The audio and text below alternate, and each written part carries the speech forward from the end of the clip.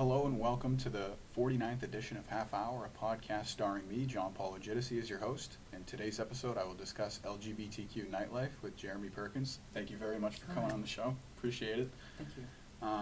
So just to start, if you want to tell the audience a little about yourself, what you've been up to and kind of things of this nature.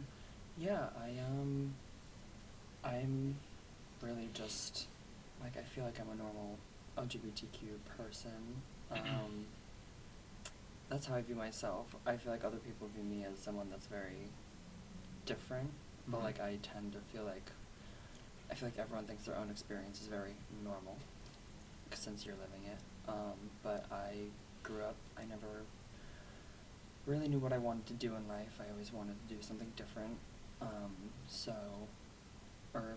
always wanted to do one thing and then something different and then something different. So I never ended up going to college. I grew up in Peabody, Mass, near Salem. I went to middle school with JP, but we never went to high school together since I went to a technical high school. And I never wanted to really do anything, so I didn't go to college. I just kind of started working, made my way to a couple different places, working in retail, sales, etc. I made my way to Provincetown, Massachusetts, at the very end of the Cape, where I now do lighting and sound design for live shows, like drag entertainment, live singing, comedy acts, anything really, any type of live performance. And then I also perform myself. I sing live, I do hosting, I do club events, whatever I can do to keep busy. It's a really fun community out there. So that's kind of where I'm at. I'm just kind of floating in my own little bubble. There you go. Okay. But yeah. So I know that I went to Provincetown maybe 2 or 3 times when I was at Bridgewater State for a couple semesters. Yeah. My buddies and we drove up and down the Cape a few times. I know that there's actually a ferry from Provincetown to Boston. I've never taken it. I don't know. It's a lot better, not necessarily better than driving, but if you live near Boston, it's only an hour and a half. Yeah, so it's kind of interesting that the geography allows you to get on you can start in Boston. You don't have to drive the whole way around. Yeah. Because people kind of they don't know how far that is. Yeah, the drive, because you literally have to go down and then back up, so it just doubles your time basically. Yeah. It takes 2.5 to 4 hours sometimes, depending on traffic. So taking the ferry makes it a lot easier, where it's only an hour and a half. You can just get on I would take the train into Boston and then get on, take the blue line right to the aquarium, and then get right on the ferry from the aquarium. Because there's 2 different ones. There's one at the aquarium, and then there's the other one that leaves at the seaport. So you've taken it a few times. Yeah, when I originally went to move out to Provincetown, the original trip that was my first time going there as an adult, I just went by myself, because I was supposed to go with 2 other people, but they couldn't make it. And we had tickets to a show, so I was I'm gonna go, because I didn't pay for this for nothing. So I just took the ferry by myself. I didn't really have a place to stay. I just kind of left, and I met someone out there that let me stay and sleep on his couch, and I was there for a couple days for the 4th of July weekend, and it was very fun. It was just, I got to meet people, go to clubs, and it was just a very fun, it just feels like another world almost. Yeah, and it's good to take that kind of adventurous step. I mean, myself, I went out to Prague for 2 years, 2 years and change. That was an incredible experience. I got so many guests on the show, but I also learned, a lot about people and how other people do things. Absolutely. And it's good to kind of get out of that bubble, because we both grew up here, and it's, although Peabody's got most things, it's kind of small, and you got to kind of get out of that. Yeah, I feel within any scenario, any person, you kind of have to leave your comfort zone to be able to grow. So going to Prague, or just going anywhere that's different from your original environment, just creates that room for growth, because you're just trying to figure things out. And I think that's the best way to grow, is just to kind of do something. Absolutely. That's kind of what I did. I went there 4th of July weekend. Like 1 or 2 weeks later, I hopped on another ferry back. I interviewed with some places, and then I moved there on August 15th. So less than a month and a half from going on vacation to moving there. Was that this year? Last year. Oh, okay. 2022. August of 2022. Yeah, that's great. You did the right thing. If that's kind of like where your calling was, like you wanted to be there. Yeah. You just gotta kind of make your way. Well, I didn't know what I wanted to do, but a lot of jobs out there offer, like, you can get free housing for working. Mm-hmm. So, like, I would work in the morning just from, like, my original job there was just, like, cleaning at, like, a hotel. I would clean, like, the floors of the main area of the hotel, and I'd, like, mop the showroom and clean the bathrooms. And I would work from, like, 7 to 2 p.m., and then I would work, like, have the rest of the day to, like, do whatever, and I didn't have to pay for rent. So, like... It's a pretty good deal. You're living in a resort town, making decent money, and you also have the opportunity to make more money, or, like, perform or do whatever. So, like, it was a pretty good gig for me. Yeah, and I always think about how, I like living around Boston just because, like, it's easy to go into the city and you can kind of have that city life, but people often forget, again, you have that ferry. You can just, it's like at the end of Cape Cod. Driving would take you a while, but you can always hop on there. There's a lot of people I have a lot of friends in Provincetown that, like, have a house that they use as, like, an Airbnb and rent out, and they also live in Boston because they just go back and forth. Oh, I mean, okay. the drive isn't too bad in the winter. It only took me, like, 2 hours to get home last night. Oh, that's not bad. Yeah. That's not terrible. No. But, like, compared to 4 hours in the summer, I don't. Yeah, I don't the like traffic must be insane. I don't like driving in the summer. But, it's, like, it's right there, but again, it's its own, like, little world. So, in my college, actually, at UNIP, they had these influencers. Mm-hmm. And, I think a few of them were kind of doing what you're doing. Okay. In Prague. Prague's actually a very progressive city. Yep. For its geography. I mean, it's out in Central Eastern Europe. But we had a few kind of influencers who do what you do. But I'm more interested in, like, what would you say it's like? What has your experience been, doing these events, whether it's drag or the live entertainment you were talking about? Mm-hmm. How does it work for you? It's different for everybody. For me, like, at the moment, my gigs consist of writing. Like, right now I'm writing a show so that I could do, like, a cabaret show. So it's really just like a seated, ticketed event where people sit down to watch me act out a show, which would just have, like, comedy in it, and then that would include, like, musical numbers, like me singing, a couple lip syncs, possibly, I don't know, and then I would have, like, pre-recorded media that would play while I go, like, in the back while I do, like, costume changes and stuff. Okay.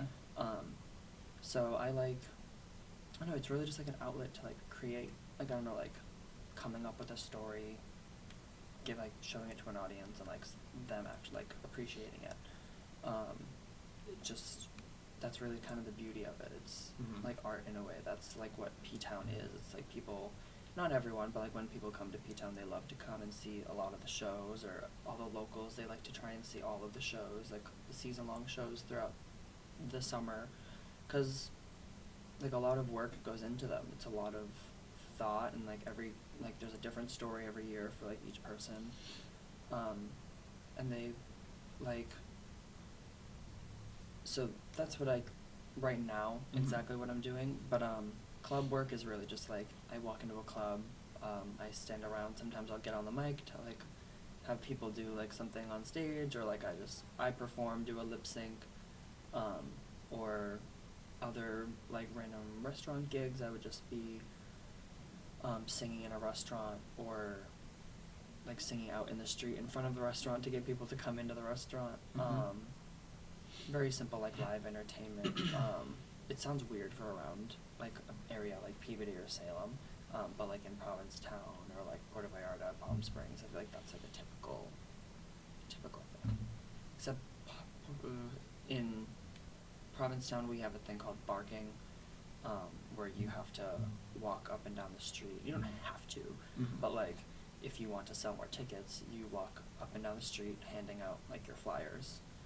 And you kind of talk with people and see if they're interested in coming. Yeah, or you just kind of like yell at people.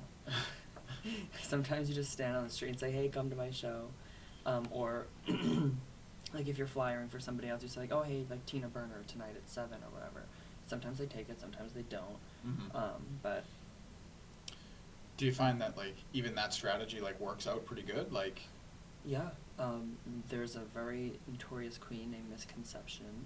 She's down, I believe she's in Puerto Vallarta right now. She goes to Mexico typically for the winter to do her show there. Yeah. And she has a new show every year. But then she'll take it throughout. She'll sometimes, one day she started with like less than 20 sales, and she thought it was going to be a very empty show, but she just went out and barked, and by the end of the day she had a full house. There you go. And a lot of those people like just came in like at the time of the show starting, so like they had to start the show late because they literally had like oh my God, over they had a whole 80 people trying to buy tickets. What was one of your memories that stands out the most for maybe a show that you did or an event that you like took place in? Like what's something that really stands out to you? A show that I took place in. Or like you had a part in, or like just I'm asking more like a general memory, like that's like, oh, like this experience was extremely memorable, you know, like either maybe you were like the main part, or you know maybe you weren't, but you were involved in some way. I'd probably have to say like my first time performing in Provincetown. Okay. That was there's a 420 show that one of my friends, Mackenzie, does. She's been doing drag for like 16 years. She's from Seattle. She asked me to be a part of her show, so I came up with this like spider costume, and I made this like out of PVC pipe. It like actually moves, and it like attaches to my back with like a wired like backpack almost. So I have like these spider arms that go with like a really creepy spider look. So it was just really fun to create, like have someone like ask me like, would you want to be this villain, and like have to like kind of create a costume for it. That I felt like worthy enough to like be on stage with like the other people in town, because like I don't know, I wasn't used to performing in town yet. So I kind of wanted to show out. And it was just very fun. Like it was fun being able to work with such a big group of people and just like have fun, show the story. It's such a good show. Yeah.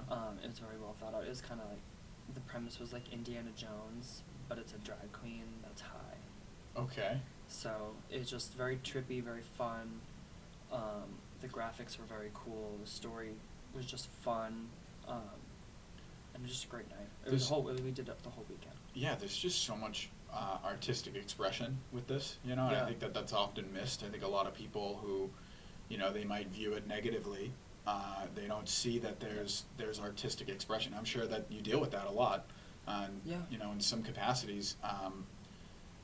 But again, it's kind of like we're lucky to live in a state that's very, you know, progressive in this way. You know, that's very like you can kind of do your creed and, you know, make yourself happy. I think that's what makes Massachusetts like really great. For sure.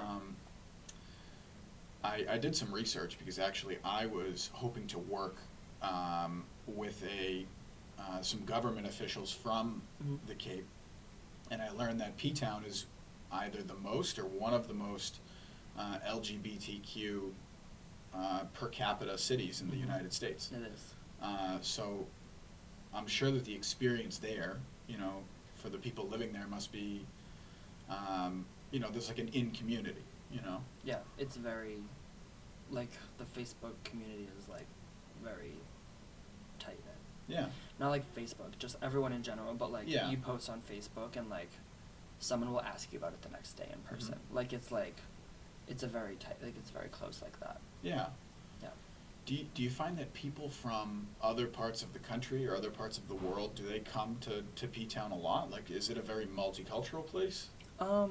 Especially in the summer, we get a lot of J1 students, so we get people from like Romania, Bulgaria, Turkey, like any of those countries that do the J1 program.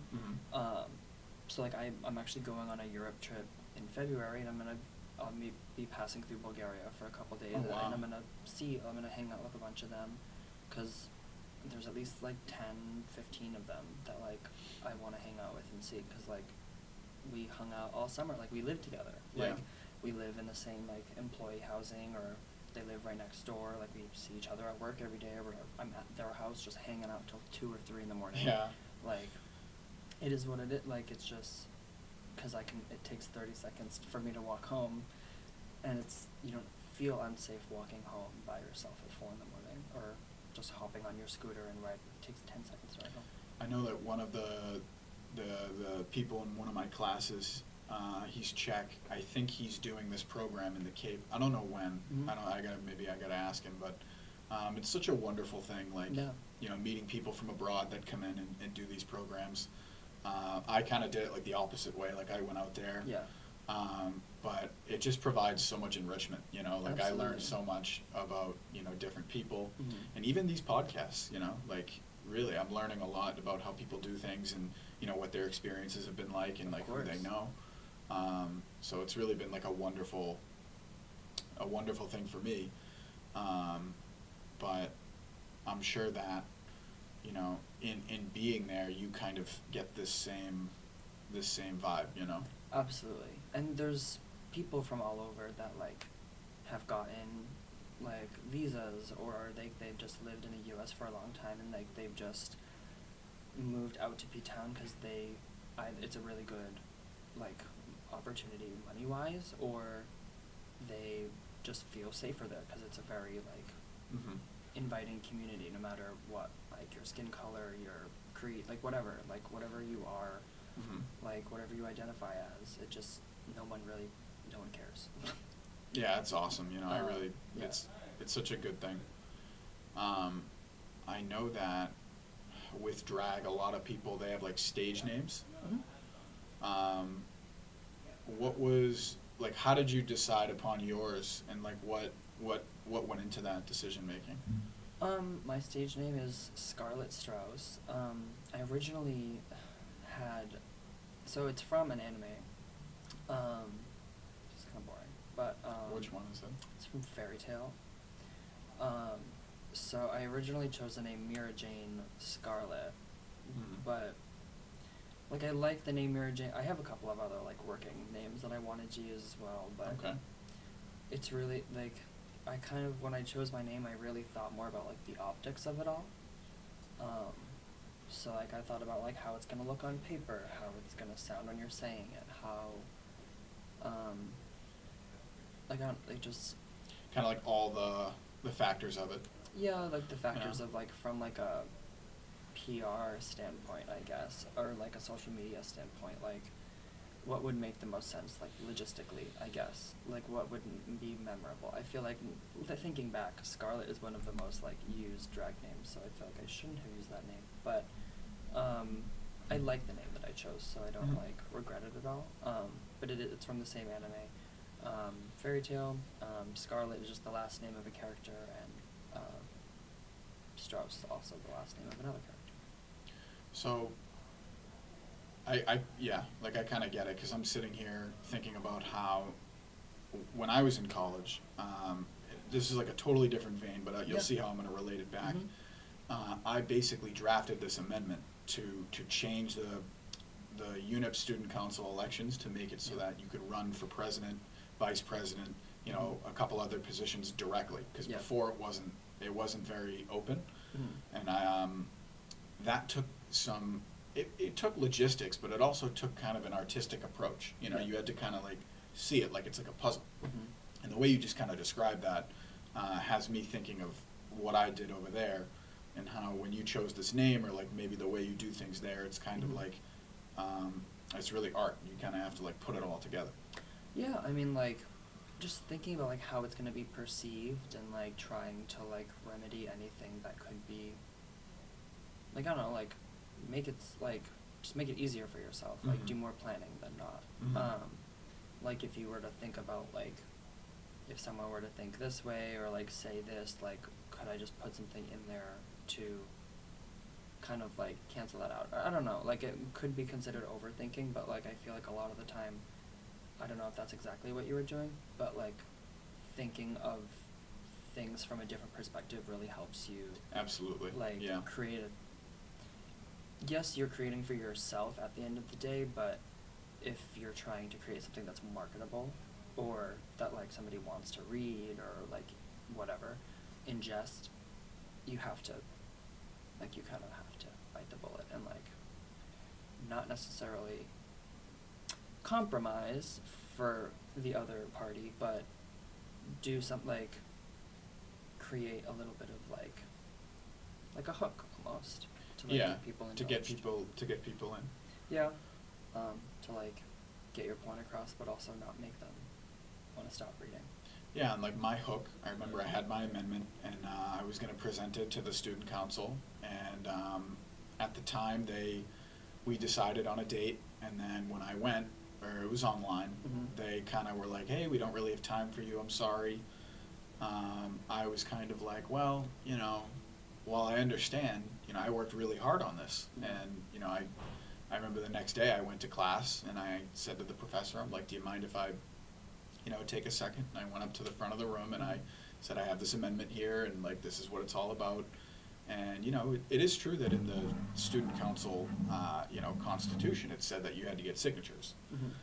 So that's what I ended up doing. And, you know, I'd talk to people, and I'd be like, you know, I figured out what a good hook to kind of get someone's attention, even for 30 seconds is in passing. That's the most important thing. If Right. you don't get someone's attention in the first like 20, 30 seconds, then you probably won't get it Right. the rest of the time. Yeah, and I had people be like, you know, talk to the hand.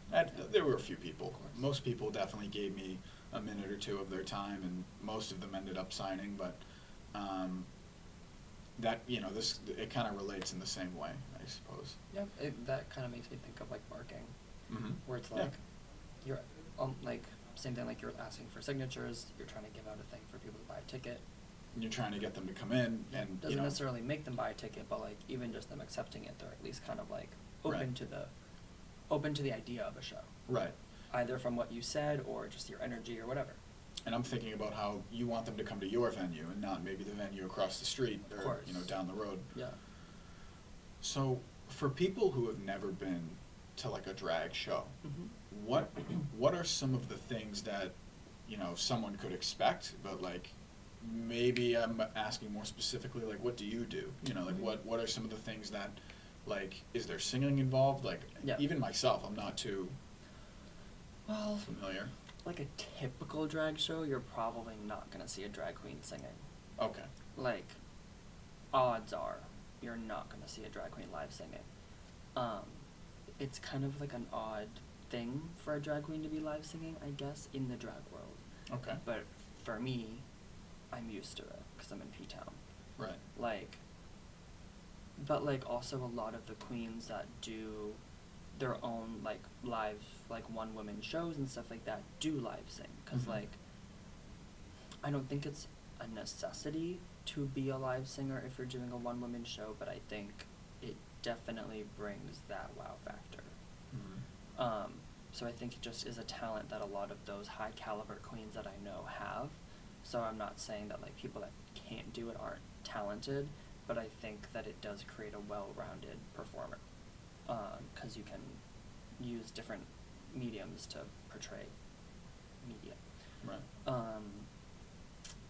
But for me, my show would include lip syncing, live singing mostly, and like comedy. I mean, like there's always going to be comedy in a drag show. I make a lot of dark humor. I don't really do kids. Like I don't know, like kids are welcome, but most of the places that I perform at are like bars anyway, so like kids aren't there. Yeah. Or it's like most people don't bring their kids to Provincetown, but like there's always those people that want to bring their kids to a drag show.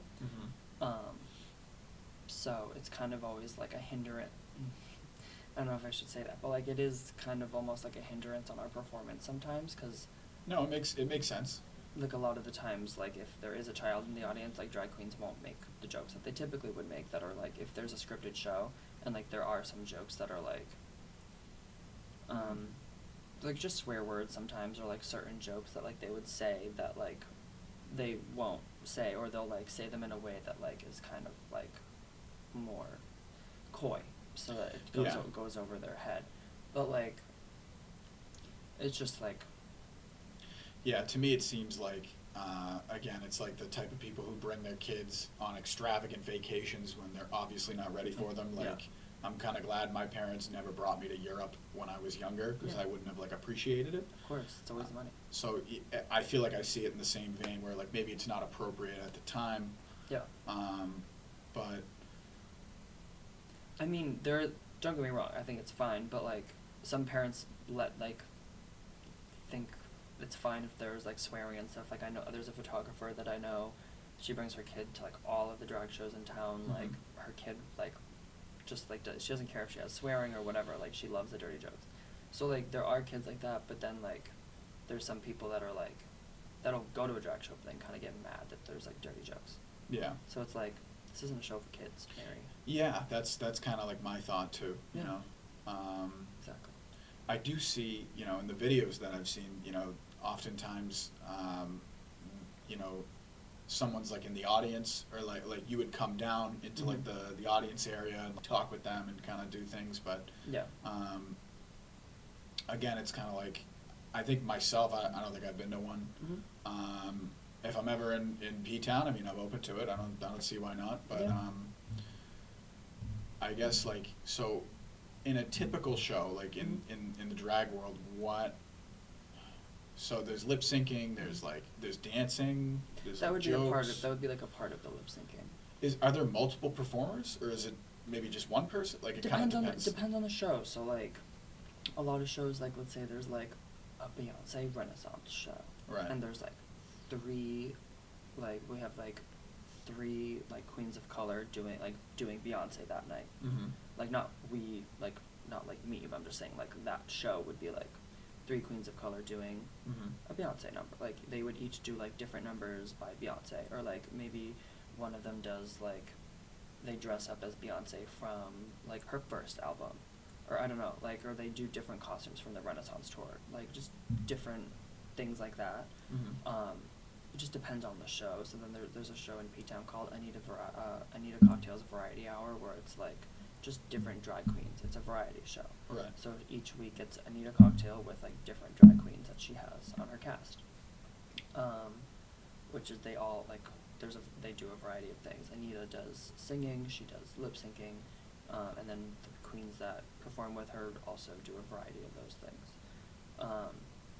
There's Spooky, it's not really a drag show, but like drag queens perform in it. It's a burlesque show. Mhm. So like I perform in a burlesque show where I just like, I'll end up at the end of the number, I'll end up like taking all my clothes off, or sometimes I'll like take off my clothes but like reveal another outfit.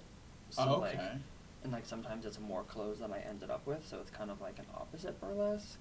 So it's like kind of like a boner killer, but it's whatever. There's like 5 other people performing. Right. But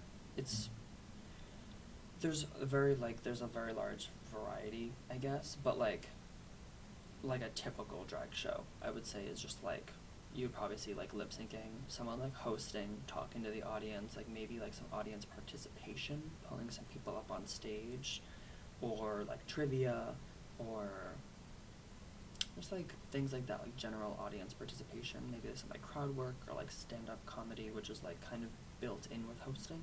Mm-hmm.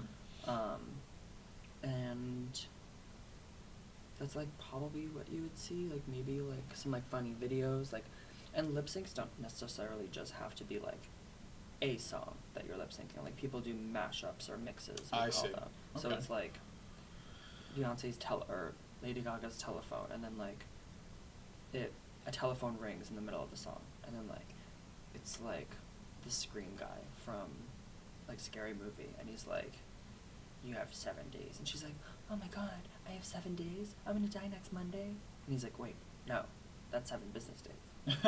And like, so there's like funny Okay. mixes like that, and like you like lip sync to like movie things or whatever. So it's not necessarily just like a boring thing. Like it's Yeah, it sounds. it's an artistic expression as well. It sounds like people are coming just to have a good time. Yeah. And to kind of like, you know, it's almost like a concert in like a different kind of a way. Yeah.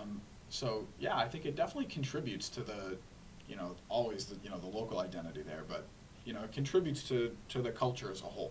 You Yeah, know? it's really just like kind of almost a commentary on, like drag is almost a commentary on society a lot of the time. Right. So it's just like making fun of life. Right, and you know, there's so much philosophy that you can delve into that's like, you know, artistic expression is so important. Yeah. Because it allows people to kind of like take a weight off their chest, you know, Absolutely. the hardships of life, you know, life's challenges. This is just one way, you know, and I think for the most part, it sounds like people just want to have fun, like have a good time and Yeah. drink and you know, and smoke and like, you know, have a good time. Yeah. I know that in the summer, you guys must have shows outside, like Oh, yeah. That's like on the beach or like, you know, on like no, the. I would not. No? Unless I'm getting paid a very good amount. That would be probably horrendous. Sand in drag. Yeah, I suppose it wouldn't mix maybe too well. Not for me personally. Like the heat, the humidity in Provincetown is already like, or at least this past summer, it's bad. Like sometimes I'm literally like patting sweat off my face while I'm still doing my makeup. Mm-hmm. So I'm not even done applying my face, which my makeup takes me like 1 to 2 hours. Yeah. So that's very involved too. Yeah. So there's a whole, drag is like, you create costumes, like create shows, it's a whole like, it's a very like produced, like you're, lots of different hats. I know we're getting close, but I'd love to know more about the makeup actually, because I know that that's a huge component, you know, and actually Yeah. I was gonna touch on it, but I kind of forgot for a bit, but I'm glad you brought it up. Yeah, that is like a huge reason why like doing drag for me is like has to be scheduled, cause like if my face isn't shaved or like, I mean that's not a hard thing to do, but like No, there's things, yeah, I there's need to little plan things, out yeah. my day Yeah. in order to like be able to look like a woman. Mhm. So I need to like take time to like prep my face, wash my face, shave my face. If I have hair on like my armpits, or if it depends on what outfit I'm wearing, I can probably wear an outfit to like cover my armpits if I like really don't have time to shave. Mhm. But in the summer, it's not always an option, because you don't want to wear a long sleeve shirt.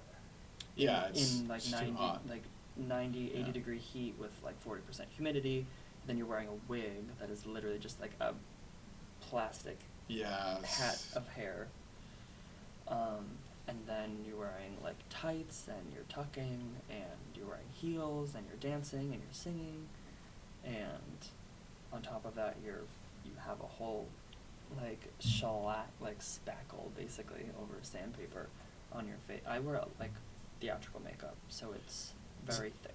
Yeah, I was gonna say, is it like heavy? Like Doesn't like not weighing my face down, but Yeah. like you can feel it, it's on there. Like yeah. So I use Krylon, which is like theatrical grade makeup. It Mhm. is like the one I use is the paint stick. If anyone has like seen it, it's just like a very thick, like it's literally like a glue stick almost, Mhm. and like you put it on your face, like, and it just like comes off as like a paste. Okay. Not a paste, like it just like, it's almost like a pigment, like a cream pigment, Mhm. and just very thick. So like I like blend that in, and it's kind of drying, because it is so thick and pigmented. It doesn't really allow for much moisture, like to be like. So I try to put a lot of moisture on before, like moisturizer. And then I go in with like a really dark contour, not by Krylon, it's by Kat Von D. Not that you care. And then I use more Krylon to like blend the two. I use 2 different colors to blend those, like the lightest and the darkest color. Yeah.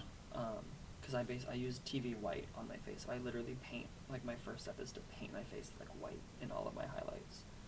And then I go in with like my like almost just a very dark brown contour, and then I cover it over with full coverage foundation. And then I put powder and then I have to like do all. Yeah, it's very involved. Yeah, like that process takes like 45 minutes. Oh my God. Just the foundation. Yeah, a lot of the terms you said I'm not definitely not familiar, but I'm really just explaining for anyone. Yeah, like, of course. If we decide to do research, but yeah, that's like the general step process. Then I do eyes and stuff. The eyes are the worst. Like that's what I want off at the end of the night. Yeah, it's like the first thing you go for. Because I glue 4 rhinestones. I do 1, 2, 3, 4. Wait, yeah, I do 1, 2, 3, 4, and then I do another 4 on top. Like I do 4 on each eye, and then I do a whole like, I stack like 4 lashes together, and then I glue them on each eye. So like my eyes are just like, by the end of the night, when I take it off, it's basically like I'm a new person, because I can't, like, it's not that I can't see, but you don't realize how much it's restricting your vision until you take it off. Because it's just like all that glue is like tightening your skin. Yeah, so you're kind of like maybe squinting a little bit, or? No, but like I can open my eye for like I can like when I take it off, it's like, oh, I can open my eyes now. Like I wasn't able to like fully use the capabilities of my eyes before. That's like the best part of the night every night. Heels I could deal with. Yeah. There's so much. It sounds so involved, you know, and you know, from what you've been telling me, you have a great skill set for this, you know, and you know your stuff, like you know the makeup, you know the names, the community. You brought yourself down there. Yeah. My applause to you for taking the initiative. Thank and you. B, kind of making your own dream, you know. I know we're getting, you know, pretty close to the time now. Yeah. If you want to say anything that you want to leave the audience with. Make yourself uncomfortable. Don't live for what you think other people are gonna think of you. Live for yourself and do things that are gonna make you happy. Or just, even if it's not gonna necessarily make you happy in the moment, if it's a means to a better end, just do things for you. Don't be sorry about how you, yes, think about how your actions affect other people, but don't be sorry for how you feel, and don't invalidate your feelings for someone else being upset at you or whatever. Just live your life for you and make yourself happy first, and then you can start giving to other people. But I think people just kind of have to like educate themselves, like live for yourself, like don't just do something because someone tells you to do it.